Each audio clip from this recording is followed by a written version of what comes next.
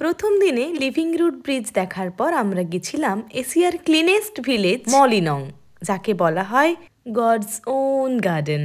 এখানকার scenic beauty, তার সাথে অবশ্যই এখানকার ক্লিনলিনেস আমাদের মন ছুঁয়ে গেছে। বেশ অনেকটা সময় এখানে কাটিয়ে এখান থেকেই আমরা লাঞ্চটা করে বেরিয়ে পড়েছিলাম আমাদের পরবর্তী গন্তব্যের উদ্দেশ্যে। আমরা যাচ্ছিলাম বাংলাদেশ বর্ডারের পাশ হয়ে।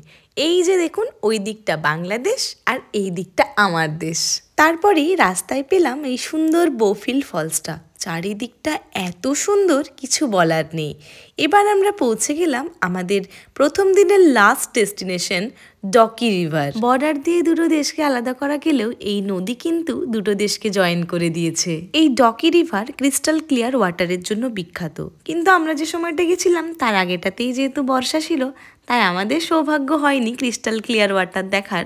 কিন্তু এর বিউটি নিয়ে কোনো কথা হবে না। আপনারা যদি নভেম্বরের শেষের দিকে বা ডিসেম্বরে যান, তাহলে কিন্তু একদম ক্লিন ওয়াটার দেখতে পেয়ে যাবেন। টকির এই রিভার বেডে আমরা অনেকটা সময় কাটালাম।